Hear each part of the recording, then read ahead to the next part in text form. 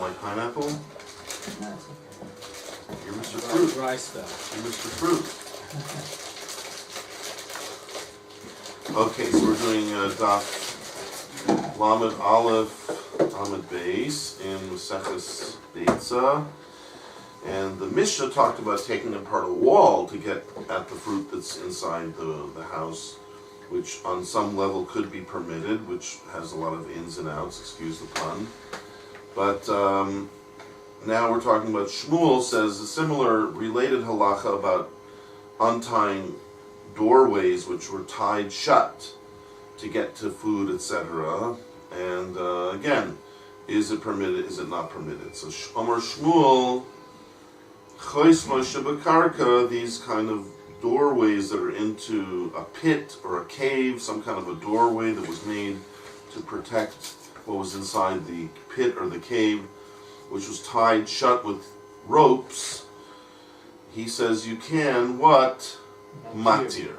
You can untie the knots, right? Because Rashi says it's not a permanent knot, since it's made to be open and closed all the time. Aval, who's reading? Right. You can't cut it. You can't take apart the strands. Right. Huh? Untie. Matir means to untie in this case. Mafkia. Mafkia means to take it off, which means, and Rashi says, taking apart the strands, right? In other words, every rope is made out of strands, so you can just take the strands apart slowly but surely. It'll take the rope apart, and therefore that would be like destroying the rope, which is connected to the door, which is connected to the land. So therefore it's like taking apart a building, which is asur. Okay. Now that was chosmo shebakarka, but as often happens, the sentence goes on to a new case where part of the sentence was already said before, so it's not repeated. The word chosmos is implied but not repeated. So if you had chosmo shebakarka, it has one halacha, which you just said. But shebekelim, which means if you have what? Chosmos, shebekelim, which is a different kind of chosmos, which would imply that the word chosmos applies to the ropes. Shekalim means ropes, right? No, kalim are vessels, right? In other words, Rashi gives an example of an aron, right? Like we have over here, we have things are kept in that aron, things are kept in this aron, and it has a doorway, right? The aron has a door that you need to keep shut. So like over here, we have an aron down there that has a chain with a lock to try to keep people out, right? That's a kind of a chosmos, right? To keep it shut, we tie it shut, so to speak. So those are not connected to the ground. Those are connected to an aron or some kind of a trunk, right? Remember when we used to go to camp, you bought a trunk, and you carried the trunk with you. And we used to go to Africa to, right, journey down the Amazon or whatever. That's in South Africa. It's South America. They would take a trunk with them. Overnight camping trip. So now we travel much more lightly, but they used to take these large trunks, and then you had to keep it shut with like a padlock or something, but you could also have shut it with a rope. So these kind of ropes are not connected to the ground. These are connected to a trunk or an aron of some sort, which is basically, like we said this morning, metaltalim. These are metaltalim. These are movable objects. So the halachas of building and taking part of building don't really apply to that, right? For the most part.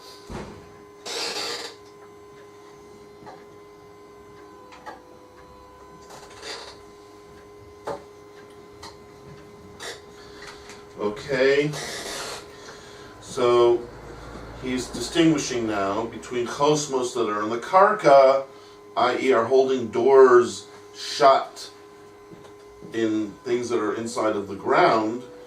That's different than if these ropes are holding doors shut that are part of kalim, part of some kind of a trunk or whatever, an aron. Then you say what? Shebekalim, if these ropes were tied on to shut the doors of kalim, of a trunk, over this or that, what will be the halachas of Shmuel? Matir, but we knew already it could be matir. That's not a chiddush, but the chiddush is the next two things. That you could even be what? Right. You can even take apart the ropes if that's your decision to do that, to get it open, or even cut it off. Right? Because the problem before was you're taking part of apart a building, which is called soiser, and if it's not connected to the ground, you don't have that problem. Okay? That's a very simple halacha, which Shmuel says, which makes a lot of sense. Any questions? Okay. Now he says, keep going, who's reading? No. The first thing was if it's in the karka, matir, but not mafkia and not kotek, period. But shebekalim, if it's a rope that's keeping a kalim shut, then matir umafkia v'chotech. You do all three. But he's adding an extra thing over here. Right. What does that mean? Echad this and echad that. How would you translate that? One is Shabbos, the other is on Yom Tov. No. Echad this and echad that is an expression in Hebrew meaning both this and that. So echad Shabbos, echad Yom Tov in this case would mean he's telling you the halachas that I just told you, that if it's in the karka, you treat it one way. If it's in the, to keep an aron shut or whatever, a trunk shut, you treat it a slightly more lenient way. That halacha that I just told you is both applicable to Shabbos and to Yom Tov. Echad Shabbos, echad. What about other Shabbos or Yom Tov? How would you say that? Echad Shabbos for Echad, to say or Yeah, it means either or, right? No, normally Shabbos and Yom Tov come on separate days. So it means that either you have to be careful if you happen to have a Shabbos where you need to get into a storage unit and you want to untie the knot. It'll depend on whether that knot is in a door which is connected to the ground or a door which is not connected to the ground. So just like on Shabbos, you have to be aware of that distinction and be careful to distinguish between the ropes that you're trying to untie are connected to the ground or not connected to the ground. So on Yom Tov also we have to be as careful and as vigilant. There's no difference between Shabbos and Yom Tov in this respect. As careful as you have to be on Shabbos to, right, let's say when it's connected to the ground, that's when you really have to be careful. That's what Shmuel is saying. You have to be very careful when it's connected to the ground. As careful as you are on Shabbos, you have to be that careful as well on Yom Tov. There's no leniency because it's Yom Tov. Okay? Yeah. Are we good? Jack, are we good? Yeah. Now, the Gemora what? He's going to ask what? Mesve, which means the Gemora is asking some kind of a contradiction against Shmuel, who's an Amora, from what probably will be either a Mishnah or a Beitsa. Since Shmuel was an Amora, he's not allowed to argue with the Mishnah or Beitsa. So if we end up bringing a Mishnah or Beitsa that's different than what he said, that should knock out his halacha. He should have to concede that he was wrong. Unless we have a good answer. So, Meisvei, now we're starting to quote a Beitsa of some sort. And it says in this Beitsa, what? Chosmos. What? Shebekarka Shabbos, Matir. Okay, so the introduction is Chosmos Shebekarka. Just like Shmuel said, Chosmos Shebekarka you treat one way, and Shebekalim you treat a different way. The Bryces are taking the same approach. Chosmos Shebekarka, which is much more stringent, obviously, but this Bryce is going to distinguish between how you treat it on Shabbos and how you treat it on Yom Tov. Not like Shmuel. Because it says, if you have Chosmos Shebekarka, what do you do? Oh, it depends. B'Shabbos, you should be careful what? To be only matir, to only untie that knot. And why are you allowed? Because it's not a kesher shel kayama. So exactly what Shmuel said is what this Beitsa says, but the Beitsa said that only applies to Shabbos. And Shmuel said it applies to both Shabbos and Yom Tov, remember? So that's already going to be one contradiction. Because the Beitsa said if it would be Yom Tov, what? Be Yom Tov, what should you do with such a case of Chosum Shibakarka? Matir, and even Mafkia B'choteich. Okay? So Shmuel said what? If it's Shebakarka, if the knot that you're trying to undo is connected to a door that's connected to the ground, then what should you do? Shmuel said, what are you allowed to do? Shmuel said what? Shmuel had said, what are you allowed to do in that case? If it's connected to the ground, you're allowed to untie it, but you're not allowed to take it. That's right. You're only allowed to untie it. That's all you're allowed to do. And is that true on Shabbos and Yom Tov according to Shmuel? Yes. But the Beitsa is making it clear. What he said, that chumrah, that you can't undo the rope, right? You can't take apart the rope or cut the rope, is only applicable to Shabbos. But on Yom Tov, you're allowed to be much more mekel. So that's a stira to Shmuel, because Shmuel is basically being more machmer than the Beitsa. He says you can't be more mekel on Yom Tov. The Beitsa says no, you could.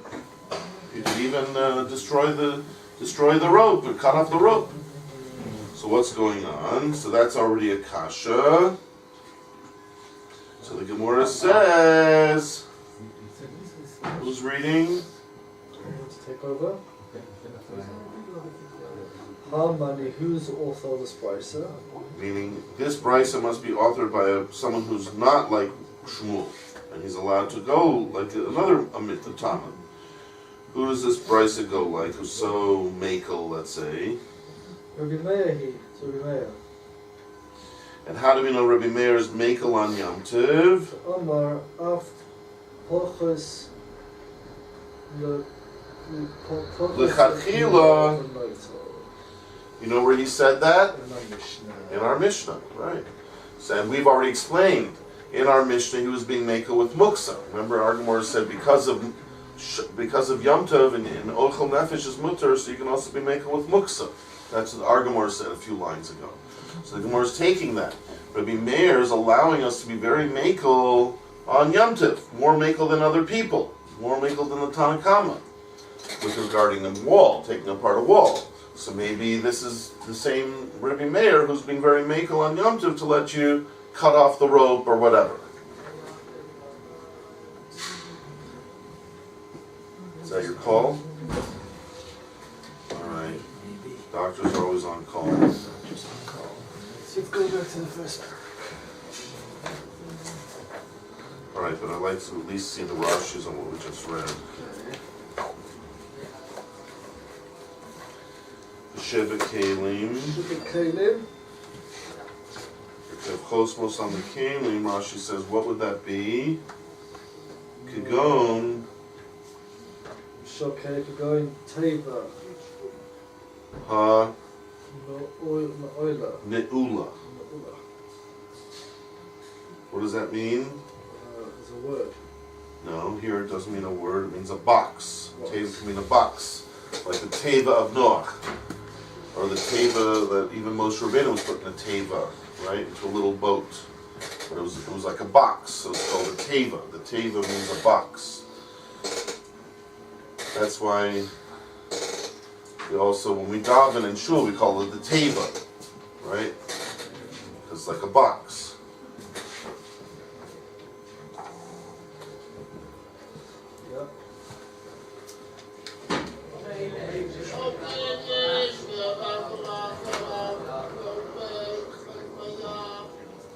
Alright, so Rashi says we're talking here about a box, which I think is like a trunk, right? Have you ever seen a trunk? A box that people used to use to travel with? You've seen it? A box that people used to travel with. Big box. It's a big treasure box? Yeah, like that. So people used to store stuff in there, right? Even today, people probably use big things like that to store stuff in their void or their attic, whatever. So somebody had that, and it was na'ula. It was what? Locked. That's right. It was tied. Al yedei Through a knot of a rope. kesher, Through by a means of knot.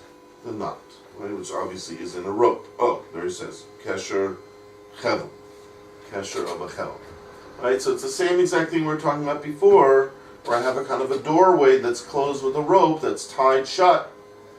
Just the first case was where the door is attached to the ground, like a cave or something. In this case, it's a door that's part of a kli, like a trunk or a chest. Okay? So Shmuel said what? In that case, you could be what? Matter. You could both be matir, which we already said, even if it's connected to the karka, it could be matir. Nafshi. And here, you could even take apart the rope and cut off the rope. Aye, what about the problem of stira?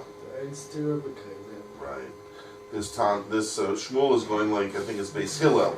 Things in my cloak is Beis Shammai Beis Hillel. If stira became or ain't stira became. I think Beis Shammai learned that there is stira, there is the malach of stira applied to Kiyum as well. But right now Rashi's saying the simple pshat would be that we're going like, let's say Beis Hillel, who holds ain't stira became. There is no such problem. So you can go ahead and take it apart. But next Rashi, Meisvei. This Beitsa talks about the chosomos that are in the karka, where Shmuel said you have to be very machmir. You're only allowed to untie them, but nothing more, both on Shabbos and Yom Tov. But here in the Beitsa it says what? Be Yom Tov. Matir. You can be matir and even mafkia and even chotech. Yeah. You can do all three methods of getting rid of that rope, getting rid of the knot, even if it involves something that we might have thought is stira. And here it's connected to the ground, so you're being makel with the malacha of stiras to some extent. Rashi says that it must be, Rashi says, that we see that what? That this Beitsa is teaching us the yesod, that what? Any kind of these tied up knots that are what? Kishurim into a knot. Midoraisa.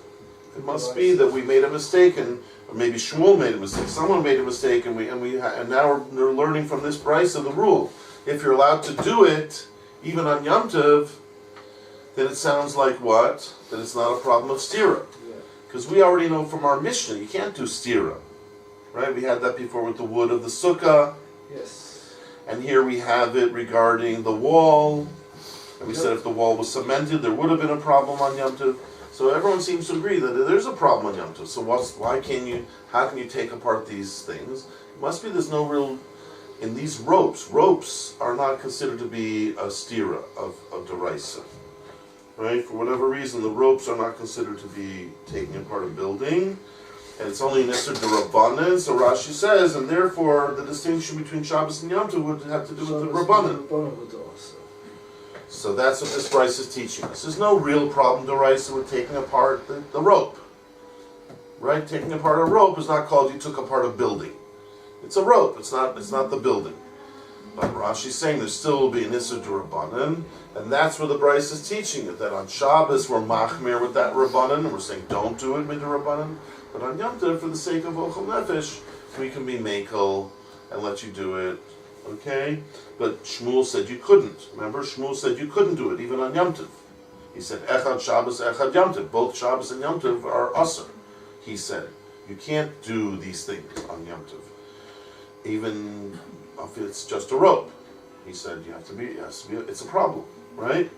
So the Gemora answered, it's Rebbe Meir, who we anyways found Rebbe Meir being makel on Yom Tov.